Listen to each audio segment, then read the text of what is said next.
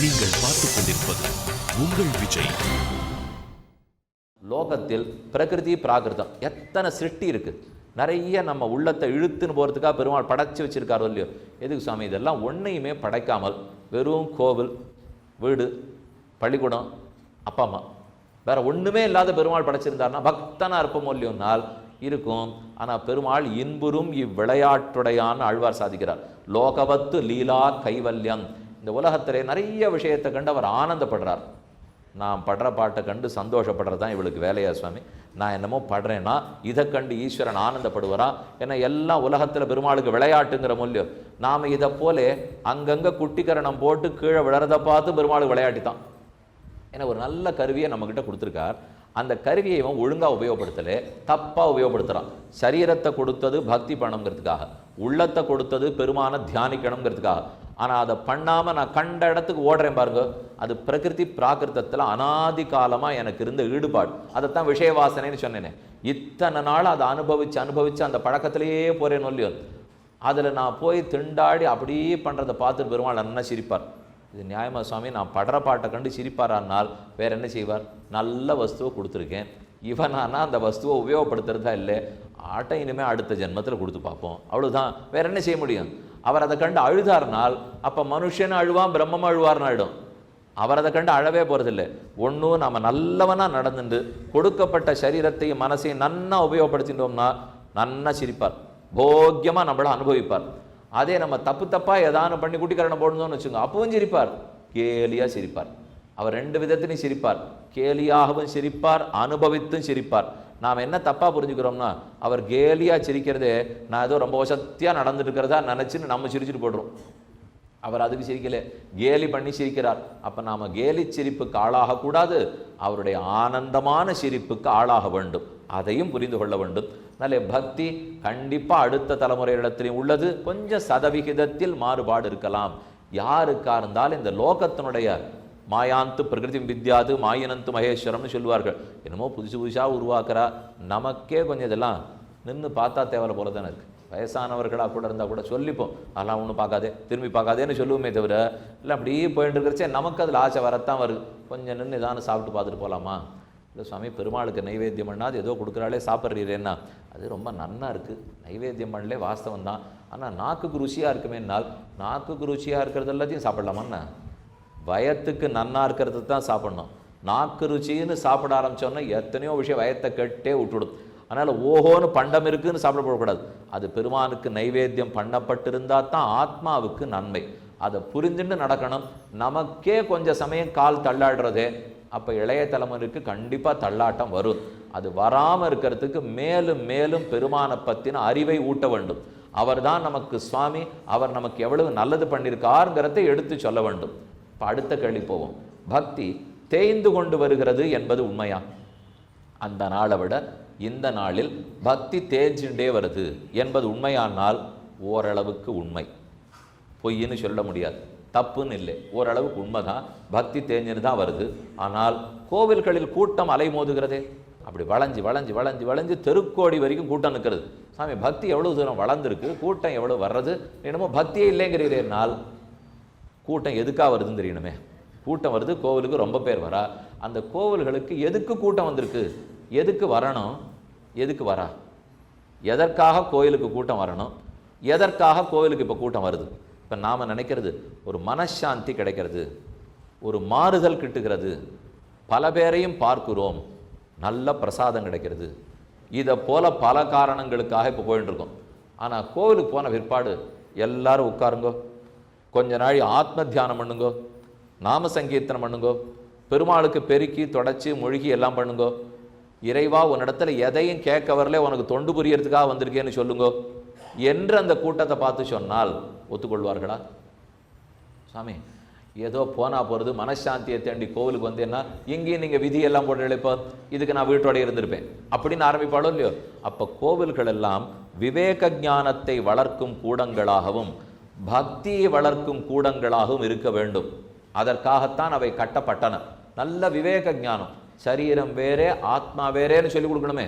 இப்போது ஒருத்தர் வேடிக்கையாக சொன்னார், ஒரு சுவாமியை போய் பார்க்குறோம், பார்த்துட்டு உடனே அவர் குசல பிரச்சனை பண்ணணும் இல்லையோ, சௌக்கியமாக இருக்கலான்னு கேட்குற இல்லையோ.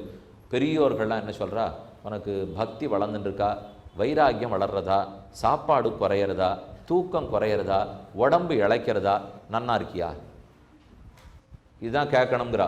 சாப்பாடு குறையிறதா, தூக்கம் குறையிறதா, வைராக்கியம் வளர்றதா, சம்சாரத்தில் வெறுப்பு வளர்றதா கேட்டால் கோச்சுனோட இருந்த சுவாமி.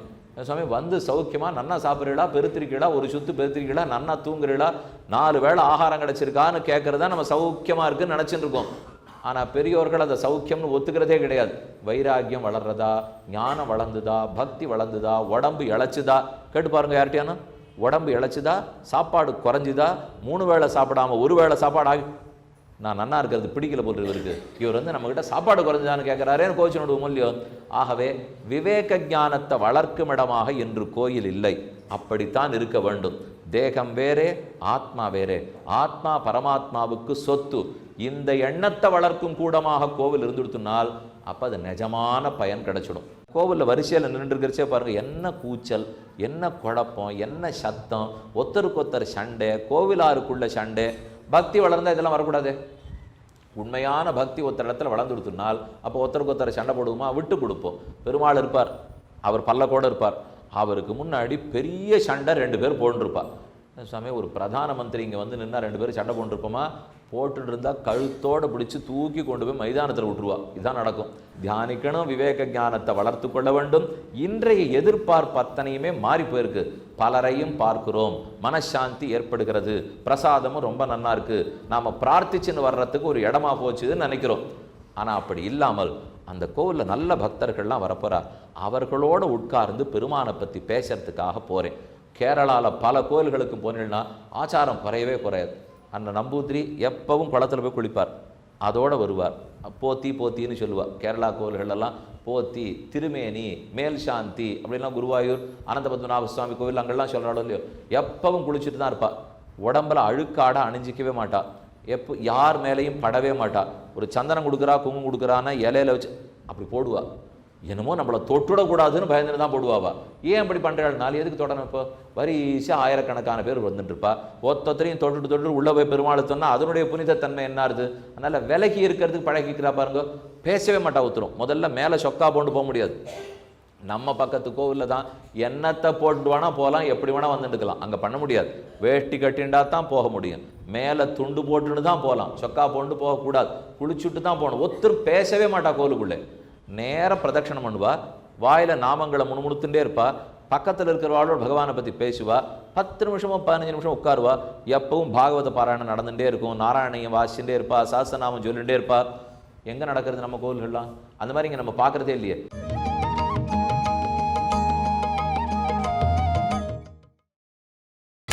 நீங்கள் பார்த்துக் கொண்டிருப்பது உங்கள் விஜய். எப்பவும் பாகவத பாராயணம் நடந்துகிட்டே இருக்கும், நாராயணியம் வாசிச்சுட்டே இருப்பா, சாஸ்திரநாமம் சொல்லிகிட்டே இருப்பா. எங்கே நடக்கிறது நம்ம கோவில்கள்லாம்? அந்த மாதிரி இங்கே நம்ம பார்க்குறதே இல்லையே. இங்கே எல்லாம் பேசுவோம், கூட்டம் கூட்டமாக உட்காந்துருப்பா. இங்கே ஒரு கூட்டம், இங்கே ஒரு கூட்டம், இங்கே ஒரு கூட்டம். இது எதை பற்றி? நாளைக்கு யார் அரசியலில் இவா தான் பிரதான மந்திரியை நியமிக்கிற மாதிரி ஒருத்தர் பேசிட்டு இருப்பார். இது ஒருத்தர் பேசிட்டு இருக்கார். நாளைக்கு மட்டையடி ஆட்டத்தில் பாரத தேசம் ஜெயிக்க போகிறதே இவர் தான் நிர்ணயமே பண்ணிட்டு இருப்பார். இதெல்லாத்தையும் இவர் வீட்டிலே உட்காந்து பேசக்கூடாது சாமி. இதுக்கு எது கோவிலுக்கு வந்தீர்னா? இல்லை ஒரு மனசாந்தி தேடி. இதுக்கும் கோவிலுக்கு ஏதான சம்பந்தம் உண்டா? அதனால் கோவிலில் கூட்டம் வர்றதுக்கும் பக்தி வளர்ந்துருக்குங்கிறதையும் தொடர்பு படுத்தவே முடியாது.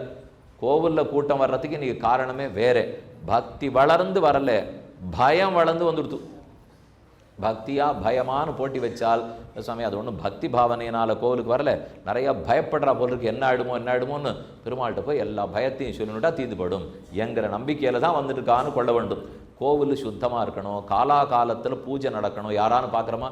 பல கோயில்களிலும் புரட்டாசி சனிக்கிழமை ஆயிடுத்துனால் காலை 5 மணிக்கு பெருமாள் அன்னைக்கு முழுக்க பண்ண வேண்டிய ஆராதனத்தையும் சாப்பாட்டையும் சாப்பிட்டு முடிக்கிறார். கேள்விப்பட்டிருக்கீங்களா? சாதாரணமாக ஒரு நாள் விஸ்வரூபம் நடக்கணும், அது காலங்காலத்தால் விஸ்வரூபம் ஆகிடும். அப்புறம் இப்போ பகல் பொழுதில் காலசந்தின்னு ஒன்று நடக்கும், அது 9-9:30 மணி வேலைக்கு காலசந்தி நடக்கும். 12 மணி வேலைக்கு உச்சி காலம் நடக்கும். அப்புறம் சாயங்காலம் 6 மணி வேலைக்கு சாயரக்ஷை நடக்கும், நித்தியானுசந்தானம்னு சொல்லுவாள். அப்புறம் சாயரக்ஷை நடக்கும். அப்புறம் ராத்திரி அர்த்தஜாமம் நடக்கும். 5 கால பூஜை 6 கால பூஜைன்னு சொல்கிறோம் இல்லையோ. புரட்டாசி சனிக்கிழமை கூட்டம் ரொம்ப அதிகமாக வருதான். அதனால் ரொம்ப பெரிய கோயில்களாக இருக்கிற இடத்துல கார்த்தால 5 மணிக்கு பெருமாள் எழுப்புறார். வழக்கம் போல் விஸ்வரூபம். அவர் காலசந்தி 9 மணி பிரசாதம் அப்போவே, உச்சி காலத்து 12 மணி பிரசாதம் அப்போவே, சாயரக்ஷா 6 மணி பிரசாதமும் அப்பவே நேரம் அர்த்தஜாமம் தான். அது வரைக்கும் பெருமாள் கொட்ட கொட்ட பட்னி இருந்துட்டே இருக்க வேண்டியதான். வரிச கூட்டம் கூட்டம் லட்சம் பேர் நிற்கிறாளேனால் ஒரு நிமிஷம் எல்லார்ட்டையும் போய் கேட்கணும். நீங்கள் நின்று பெருமாளை சேவிக்கணுங்கிறதுக்காக நாள் முழுக்க இருக்கிற சோற்றை ஒரே வேளையில் சாப்பிடுன்னு சொல்லியிருக்காளே, பக்தனே உனக்கு சம்மதமானு கேட்டால் கிடையவே கிடையாது. நான் சேவிக்காட்டா கூட பரவாயில்ல, பெருமாளுக்கு அந்தந்த வேலைக்கு ஆராதனை நடக்கணும் சொன்னால் அவன் சிறந்த பக்தன் அர்த்தம். அப்படி சொல்லாமல் ஆமாம் இருக்கட்டும், நான் பக்தர்களுக்காகத்தானே பெருமாள், அதனால் ஒரு நாள் இப்போ அவர் பட்டினி கிடந்தா என்னன்னு சொல்கிறோன்னு வச்சுங்க, பக்தியே பிறக்கலேன்னு அர்த்தம். அதனால் நாம் அந்த மாதிரி மாற்றக்கூடாது. இப்போ நாமே கூட ஒரு நாள் வெளியில் போகணுங்கிறதுக்காக 3 வேளை சாப்பாட்டையும் காத்தால சாப்பிட்டு போவோம்னா, ஒரு நாளைக்கு 2 வேளை சாப்பிட்டா தாராளமாக போகும். ஆனால் இன்றைக்கி வைத்தியர்கள்லாம் எழுதி கொடுத்துட்டா கொஞ்சம் பிரித்து 4-5 வேளையாக சாப்பிடுங்க. கைப்பையிலேயே உங்கள் ஆகாரத்தை பிரித்து வச்சுங்க. எப்பப்போ முடியுமோ வாயில் போண்டே இருங்கோ. நீங்கள் 2 மணி நேரம் 6:30லேருந்து 8:30 வரைக்கும் உட்காந்துருக்கீங்களே, அவர் தானே பேசிட்டு இருக்க போகிறார், உங்கள் வாய் சும்மா தானே இருக்க போகிறது, எடுத்து வாயில் போண்டே இருங்கோளேன்னா சொல்லிவிட்றாப்போ. அந்த மாதிரிலாம் அந்த நாளில் வழக்கமே கிடையாது. ஏதோ கார்த்தால ஒரு வேளை சாப்பிடுவார், ராத்திரி ஒரு வேளை சாப்பிடுவார். அதனால் போஜனசாலையாக கோவில் ஆக்க முடியாது. நாமே பிரித்து சாப்பிட்றோம்னா அப்போ பெருமானுக்கு அந்தந்த வேளை ஆராதனை நடக்க வேண்டாமா? கோவில் பராமரிப்பு சரியில்லை, ரொம்ப குப்பை கூலமாக போட்டிருக்கான்னு சொல்லிட்டே வெளியில் வருவோம். இவர் குனிஞ்சு ஒரு குப்பை எடுத்து ஒரு குப்பை தொட்டியில் போடவே மாட்டார். அப்படின்னா பக்தி வரலேன்னு அர்த்தம். அதை ஊட்டுவதற்குத்தான் கோயில்களே தவிர நாம் நினைக்கிறா போல பக்தி வளர்ந்துடுத்து கோவிலில் கூட்டம் வளர்ந்துடுத்துன்னு அர்த்தமே கிடையாது. பக்தி இன்னும் சரியான நிலையில் வளர வேண்டும். அது வளர்ந்துருக்கு, பக்தி இருக்கு. ஆனால் அந்த பக்தி எந்த விதத்தில் வளர வேண்டுமோ இன்னும் வளரவில்லை. அது வளர்ந்ததுன்னா தான் ரொம்ப திருப்தியாக இருக்கும். அதனால ஒத்தொத்தரும் பக்தி தேஞ்சின்னு வருதுன்னு சொன்னால் ஓரளவு உண்மைதான். ஆகாரம் நியமத்தோடு இருக்கணும், யாரோட கூட பேசணும் பேசக்கூடாதுங்கிறது இருக்க வேண்டும். பிரதிகூல சகவாசம், நமக்கு விருப்பம் இல்லாதவா பக்தர்கள் இல்லாதவர்களை தெரிந்து நாம் விலகிடணும். பெருமானை பற்றி தவிர கோவிலுக்குள்ள மற்றதெல்லாம் பேசுவது கூடாது. இதெல்லாம் வந்ததுன்னா தான் பக்தி உண்மையில வளர்ந்துருக்குன்னு அர்த்தம். வளர்க்க முடியும். ஒரே வழி என்ன, மேலே மேலே பகவத் வைபவத்தை பற்றி எடுத்து சொல்லிகிட்டே இருக்கிறது. கோவில்களில் உபன்யாசம் ஏற்பாடு பண்ணணும். கோவில்களில் நல்ல கச்சேரி, பெருமாளை பற்றி பாடக்கூடிய கச்சேரி, இப்போ இதெல்லாம் இருக்கிற ஒன்று இடமே கிடையாது. கூட்டம் வேகமாக போனோம், 50 ரூபா சீட்டு வாங்கினோம், 250 ரூபா சீட்டு வாங்கினோம், வேகமாக உள்ளே போனோம். பெருமாளை நின்று அப்படியே உருகி போய் என்னைக்கான தரிசிக்கிறோம்னா அதுக்கெல்லாம் ஒன்றும் நேரமும் கிடையாது. நமக்கு அந்த அளவுக்கு பண்பும் வளர்ந்துடுறப்போ வேகமாக போகிறோம், வேகமாக வரும். வெளியில் வந்தப்புறம் இன்னைக்கு எந்த வருணத்தில் பெருமாள் பட்டுப்பாவாடை சாத்திந்தான்னு கேட்டு பாருங்க. ஓஹோ, அதை நான் திரும்பி போயிட்டு தான் வரணும். அப்போ அது தெரியாது சுவாமி, ஏதோ போனோம் வேகமாக ஏதோ கூட்டமாக தள்ளிட்டு போனால் முன்னாடி நிறுத்தி வச்சா ஜரகண்டினா வந்துட்டேன், அவ்வளோதான் தெரியுமாண்ணா. அப்போ தெரிஞ்சுக்காமன்னா சவிச்சுட்டு வந்துட்டோம். அதுவா பக்தியினுடைய வளர்தல்? உண்மையான புரிதல் இருந்தால் தான். அப்போ உடனே கேட்பேன், சாமி எங்களை ஒருத்தரும் இனிமேல் வெங்கடேச பெருமாள் முன்னாடி 10 நிமிஷம் நிற்க விடுங்க. நிற்க விட்டால் நாங்கள் எல்லாம் தெரிஞ்சுட்டு வரோம்னால் அதுக்கு நாடு இல்லை. நிச்சயமாக எனக்கு தெரியாது. இப்போ பின்ன இத்தனை நீர் சொன்னீரேன்னா, ஏன் அந்த வெங்கடேச பெருமாளை சேவிச்சுட்டு வெளியில் கோவிலுக்கு வெளியில் எவ்வளவோ நிலம் இருக்கோ இல்லையோ, அமர்ந்து கொண்டு மெதுவாக ஆசை போட்டா என்ன, அவருடைய பிரபாவத்தை புஸ்தகத்தின் மூலம் படித்தா என்ன, தெரிஞ்சவர்கள் மூலம் அதை கேட்டுண்டா என்ன, இதுக்கெல்லாம் நம்ம நேரமே கொடுக்க மாட்டேங்கிறோம். கோவிலுக்கு போகிற நேரம்னு பார்க்குறோமே தவிர அந்த கோவிலை பற்றி தெரிஞ்சுக்கிறதுக்கு நேரம் தெரிஞ்சுக்க வேண்டாமா? அந்த கோவிலில் இருக்கிற பெருமாளை பற்றி அறிவதற்கு நேரம் ஒதுக்கணும் இல்லையோ? ஒதுக்கத்தான் பக்தி இருக்குன்னு அர்த்தம். அந்த நேரத்தை ஒதுக்காமல் போகிறோம்னா யந்திரத்தனமாக கோவிலுக்கும் போகிறோம்னு அர்த்தம். மற்ற விஷயம்லாம் யந்திரத்தனமாக இருக்குங்கிறதுக்காக கோவிலுக்கு வந்துட்டு கோவிலுக்கு போனது யந்திரத்தனமாக்கிட்டோம்னா அப்புறம் விடிவே கிடையாது போயிடும்.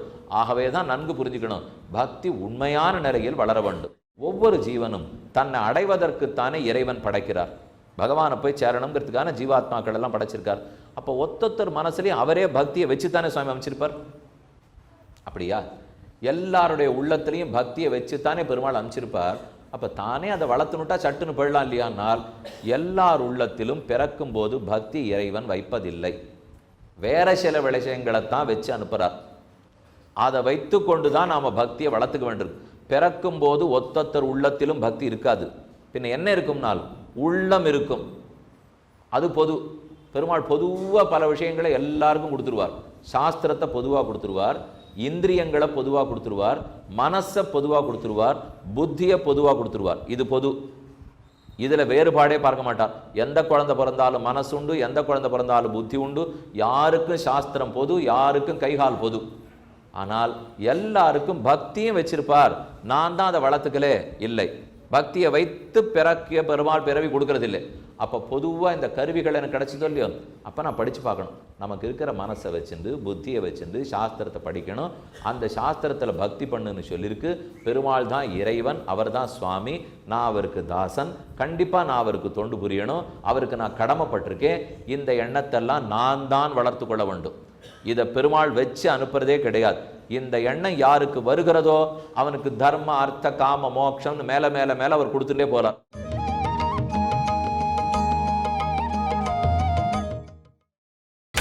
நீங்கள் பார்த்துக் கொண்டிருப்பது உங்கள் விஜய். இந்த எண்ணம் யாருக்கு வருகிறதோ அவனுக்கு தர்ம அர்த்த காம மோட்சம்னு மேல மேல மேல அவர் கொடுத்துட்டே போறார். இந்த எண்ணம் யாரு வரவே இல்லையோ அவன் மேல மேல தாழ்ந்து கொண்டே போகிறான். ஆகவே பொதுவாக எல்லாருக்கும் பக்தியை வச்சு அவர் அனுப்ப மாட்டார். நாம் தான் அந்த பக்தியை வளர்த்து கொள்ள வேண்டும். ஆனால் அந்த பக்திக்கு வேண்டிய அனைத்து கருவிகளையும் பெருமாள் நமக்கு கொடுத்து விடுகிறார். அதில் அவர் பாரபட்சம் பார்க்கறதே இல்லை. பொதுவாக மொத்த பேருக்கும் கருவியை கொடுக்கிறார். அப்போ கருவி பொது. ஆனால் சாஸ்திரிய கர்மங்களில் நம்ம ஈடுபடணும். சாஸ்திரம் சொல்லியிருக்கிற கர்மங்கள் ஈடுபட்டால் மேலே மேலே புண்ணியத்தை கொடுத்து வளர்த்துன்னு போயிடுறார். ஆனால் அந்த சாஸ்திரிய கர்மத்தில் நம்ம ஈடுபடலேன்னு வச்சுங்க, விளையாட்டாக பார்த்து சிரிக்க ஆரம்பிச்சிடுவார். நல்லதா இவனுக்கு கருவிகளை கொடுத்தேன், ஒன்னையும் இவன் உருப்படியாக உபயோகப்படுத்தி கொள்ளவே இல்லை. இன்புறும் இவ்விளையாட்டுடையான் வீட்டை பண்ணி விளையாடும் விமலந்தன்னை கண்டீரே என்று நம்ம பார்த்து வேடிக்கையாக பெருமாள் பண்ணிவிடுறார். எல்லார் உள்ளத்திலையும் அவர் இருப்பது உண்மை. அப்போ நாம் சாஸ்திரத்தை படித்து சமீச்சீன கர்மா, நல்ல கர்மங்களை செய்ய ஆரம்பிக்கிறோம், நல்ல விஷயங்களை கற்றுக்க ஆரம்பிக்கிறோம்னால் மேலே மேலே மேலே நமக்கு நன்மையே தான் நடக்கும். அடுத்த கேள்வி பார்ப்போம். பெற்றோர் சொல்வதற்காக கோயிலுக்கு வழுகிறார்கள். மற்றபடி இளைஞர்களிடையே பக்தியை பற்றின உரையாடலோ ஆராய்ச்சியோ தேடுதலோ இல்லையே. யாரான இப்போ ஒரு 15 வயசு பொண்ணோ 18 வயசு பிள்ளையோ அவள் பள்ளிக்கூடத்துலையோ கல்லூரிலையோ உட்காந்து பக்தியை பற்றியெல்லாம் பேசுகிறாளான்னு, அதெல்லாம் பேசினாலே தப்புன்னு விடுவா. இது என்ன இதெல்லாம் பேசிக்கிறது, பாட்டு கூத்து அது இது சித்திரை போட்டி என்னெல்லாம் இருக்குது. அதை விட்டுட்டு பக்தியை பற்றி பேசிக்கலையேனால் இப்படி யோசிச்சு பாருங்க. எல்லாரும் ஒத்துக்கிறா, ஆனால் கடவுள் இருக்குன்னு ஒத்துனுடுவா, அப்பா அம்மா சொல்கிறதுக்காக கோவிலுக்கும் வருவா. ஆனால் கடவுள் இருக்கிறான்னு ஒத்துக்கொண்டதுக்காக எந்த நன்மையும் நடக்காது. எனக்கு ஒரு வியாதி, அந்த வியாதிக்குரிய மருந்து எதுன்னு கண்டுபிடிச்சிட்டேன், பார்த்து தெரிஞ்சுவிட்டேன். இந்த மருந்து தான் இந்த வியாதிக்கு மருந்து தெரிஞ்சு போச்சு. இந்த வியாதிக்கு இது மருந்துன்னு தெரிந்து ஒத்துக்கொண்டால் வியாதி போகுமா, மருந்தை உண்டால் வியாதி போகுமா? தெரிஞ்சின்றதுக்காகலாம் வியாதி போகாது. இன்னும் வியாதி போகிறதுக்கு என்னது மருந்து, அது தெரிஞ்சாச்சு. வியாதி படுத்துனா எப்படி போகும்? நன்னா படித்தா 99 வாங்கலாம். இந்த அறிவு இருந்தாலே 99ஆ, இல்லை நன்னா படித்து எழுதினா 99ஆ? இல்லை சாமி, நன்னா படித்தா 99 வாங்கலாம் தெரிஞ்சுட்டேனோ இல்லையோ, அதுக்கே 99 வந்துடுது. வரவே வராது. நன்னா படித்தத்தை எழுதினாத்தான் 99 வரும். அதற்கு மேலே நமக்கு ஒரு வியாதி இருக்குன்னா மருந்தை உண்டாத்தான் வியாதி போகும். ஆக இறைவன் உள்ளான், ஏற்றுக்கொண்டதுக்காக வியாதி போகாது. அந்த இறைவனை மருந்தாக உட்கொண்டால் தானே வியாதி போகும். ஆகவே பகவான் இருக்காருன்னு ஒத்துக்கிறேன், அதுக்கப்புறம் அவரை பற்றி தெரிஞ்சுக்கிறதுக்கோ அனுபவிக்கிறதுக்கோ தொண்டு புரியறதுக்கோலாம் பண்ணலேன்னு சொன்னால் அப்போ வியாதி போகவே போகாது. பின்ன ஏன் வரமாட்டேங்கிறா? பகவான் இருக்கான்னு எல்லா பொண்ணும் பிள்ளையும் ஒத்துக்கிறா சுவாமி, ஆனால் வரமாட்டாங்கிறானால் பழக்கம் காரணம், அதில் ஈடுபாடே இல்லை. பாருங்க, நமக்கு ஒரு விஷயம் பழகி இருக்குன்னால் அதிலேயே தான் மனசு போகும். பழகாததுக்கு மனசு சுலபத்தில் போகாது. இப்போது 60 வயசு 70 வயசு இருக்கிறவாள்லாம் அவள்கிட்ட கேட்டு பாருங்க, இந்த கணக்கு போடணும். இப்போ 16 16 256 அவளுக்கு தெரியும். ஆனால் இன்றைக்கி இருக்கிறவாளுக்கு உடனே கையில் ஒரு சின்னதாக கணக்கு போடுற யந்திரம் வச்சுருக்க முடியும். சட்டுன்னு அதை எடுப்பா, 1 6 இப்படி ஒரு குறி போடணும், 1 6 தட்டினோன்னா 16 பண்ணால் அதில் காட்டும் 256. இதே ஒரு பெரிய ஒரு வயசானவர்கிட்ட கொடுத்து சுவாமி நீர் ஒரு கணக்கு போடுமேனால் அதில் தட்டவே மாட்டார். அவருடனே காயத்தை எடுத்து பேனா எடுத்து 156 156 எத்தனைன்னா 6 6 36 5 25 இப்படின்னு போட்டு தான் கொண்டுருவாள். இது அதான் ஒரு யந்திரம் கொடுத்துருக்க முடியும். அதில் போட்டுப்பா, இதெல்லாம் எனக்கு பழக்கம் கிடையாது சுவாமி, ஏதோ ஒன்று தட்டினா ஏதோ ஒன்று விழுறது, பார்த்தா ஒழுங்காக தெரிய மாட்டேங்கிறது, இதெல்லாம் நமக்கு வம்பு வேண்டாம், நான் மாட்டுக்கு எனக்கு தெரிஞ்ச பழக்கத்தில் நான் கணக்கு போடுறேன். அப்போ கணக்கு போடுறதுலேருந்து எதுவாக இருந்தாலும் பழகினத்துக்கு தான் புத்தி போகுமே தவிர பழகாததுக்கு வராது. அதே போல் நம்ம உலக இன்பத்தில் ஈடுபட்டே பழகியிருக்கோம், பகவத் விஷயங்கிற இன்ப ஈடுபாட்டுக்கு நம்ம வரவே இல்லை. அப்போ நாம் பழகாததில் பழக்கிறது தான் நமக்கு வேலை.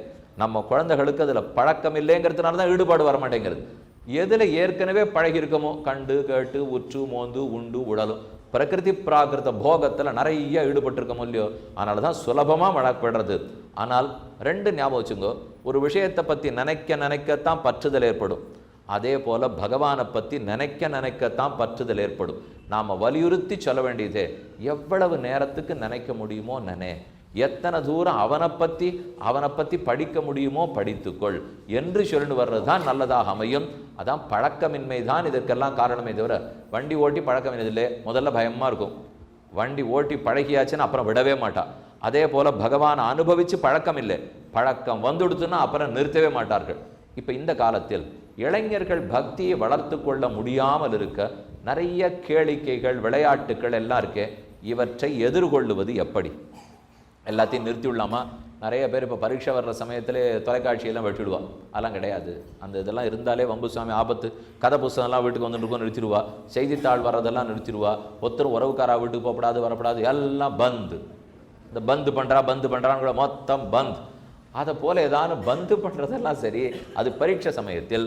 இப்போ நாம் வெளியில் வாசலில் எங்கே போனால் கேளிக்கை மயமாக இருக்கே, அப்போ பக்தியை இந்த கேளிக்கைகளுக்குள்ளே எப்படி வளர்க்கறதுனால், கண்ணை இருக்க மூடினுடுங்கோ, காதில் பஞ்சை வச்சு அடைச்சுனுடுங்கோ, வாயை பொத்தினுடுங்கோ, பக்தி வந்துடும்னா அதெல்லாம் வரவே வராது. கண்ணை மூடின்றதுக்காகவோ வாயை பொத்தின்றதுக்காகவோ பக்தி வந்துடுமா? இந்த 3 விஷயத்தை நன்னா குறித்து வச்சுங்கோ. 1, சிரவணம். மேலே மேலே மேலே பகவத் விஷயத்தை கேட்டுக்கொண்டே இருக்க வேண்டும். ஒரு நாளைக்கு 1 மணி நேரமாவது கேட்க வேண்டும். சாமி உனக்கு என்ன 1 மணி நாழி நான் சும்மா இருக்குன்னு நினச்சிட்டு இருக்கிறப்போ 24 மணி நேரத்துக்குள்ளே 1 மணி நாழினா ஆழ்வாரை கேட்டால் சொல்கிறார், நீங்கள் எப்படித்தான் உங்கள் பொழுது அவனை நினைக்காத போக்குறீள்னு எனக்கு தெரியலையே. என் நினைந்து போக்குவர் எப்போது, இந்த பொழுத பகவத் சிந்தனம் இல்லாத எப்படித்தான் போக்குறீடோ? நாம் திரும்பி கேட்டோம், நீர் எப்படி அவனையே நினச்சின்னு பொழுது போக்குறீர்? இது எங்களுக்கு புரியல. இப்போ நீரானா அவரை நினைச்சுட்டே பொழுது போக்குறீர், எங்களுக்கான அவரை நினைக்கவே முடிய மாட்டேங்கிறது. 2 பேருக்கு நமக்கு போட்டி தான். இப்போ அவருக்கும் போட்டி, நமக்கும் போட்டி. ஆகவே முடிந்த அளவுக்கு கேட்க வேண்டும், நல்லார்வாய் கேட்க வேண்டும். திசை திருப்பரவா பேச்சை கேட்கக்கூடாது. நல்ல சாஸ்திர ஞானம் இருந்து என்னுடைய பகவத் பக்தி முன்னுக்கு வரணுங்கிறதுல மட்டுமே எண்ணம் இருக்கிறவா சொல்றதை கேட்கணும். சில பேர் தங்களுடைய சுயலாபத்துக்காக எதை வேணா சொல்லி விட்டுருவா. அப்படி இருக்கிறதுக்கு நம்ம காதே கொடுக்கக்கூடாது. பகுஸ்ருதானாம் விருத்தானாம் பிராமணானாம் உபாசித்தான்னுட்டு ராமச்சந்திரன் காட்டில் போய் ஓரொரு ரிஷி நடத்திலையும் கேட்டு போகிறான். பரத்வாஜர் கேட்குறார், உனக்கு என்ன தெரியாது ராமா, எங்கிட்ட வந்து கேட்குறேன்னா? கேட்கணும். வால்மீகிட்ட கேட்கணும், பரத்வாஜர்கிட்ட கேட்கணும், சரபங்கிட்ட கேட்கணும், சுதீஷ்ணர்கிட்ட கேட்கணும், அகஸ்தியர்கிட்ட கேட்கணும். கேட்க கேட்க கேட்க எவ்வளவு நல்லது நமக்கு ஏற்படுறது. அதுதான் பகவானை பற்றி நமக்கு நிறைய புரிய வைக்கும். செல்வத்துள் செல்வம் செவிச்செல்வம், அச்செல்வம் செல்வத்துளெல்லாம் தலை. அப்போ சிரவணம் ரொம்ப முக்கியம். நேர கேட்க முடிஞ்சா நேர கேட்கணும், படிக்கணும். இல்லை வேற எதன் மூலமாக நீ எத்தனை வசதி வந்துட்டு பாருங்க. தொலைக்காட்சி மூலமாக கேட்டுக்கலாம், ஒலித்தகடுகள் மூலமாக கேட்டுக்கலாம், புஸ்தகத்து மூலமாக கேட்டுக்கலாம், வலைத்தளத்தின் மூலம் கேட்டுக்கலாம். அவ எத்தனை பேர் இப்போ பாடம் வகுப்புகள்லாம் வலைத்தளத்திலேயே நடத்துகிறா தெரியுமா? சங்கீதத்தில் வகுப்பு பாதி அப்படித்தான். எங்கெங்கேயோ வெளி தேசத்தில் இருக்கிறவாள்லாம் நம்ம நாட்டில் இருக்கிற சங்கீத வித்வான்கள்கிட்ட மொத்த பாடம் கற்றுடுறா. வீணையே முடிஞ்சு படுறது, வயலினே முடிஞ்சு படுறது, பிடிலே வாசி விட்றா. எங்கேயோ இருக்கிறேன்னா எல்லாம் வலைத்தளத்தின் மூலமே கற்றுன்னு முடிச்சுடுறா. பெருமாள் ஒரு நல்லது பண்ணியிருக்கார் பாருங்க. அந்த நாளில் இந்த வசதி கிடையாது. இந்த வசதியில் இருக்கிற ஆபத்தை நினைக்கிறத விட இந்த வசதியில் இருக்கிற சம்பத்தை நினைக்கலாம் இல்லையோ? நாம் இருக்கிற இடத்துலேருந்து எங்கேருந்து யார்கிட்ட வேணால் கற்றுக்க முடியறதே. அப்போ எதுலேயும் இருக்கிற நல்லத்தையே தான் பார்க்கறதுக்கு நம்ம புத்தி செல்ல வேண்டும். ஆகவே சிரவணம் ஒரு நாளைக்கு 1 மணி நேரமாவது கேட்கணும்னு வச்சுங்க.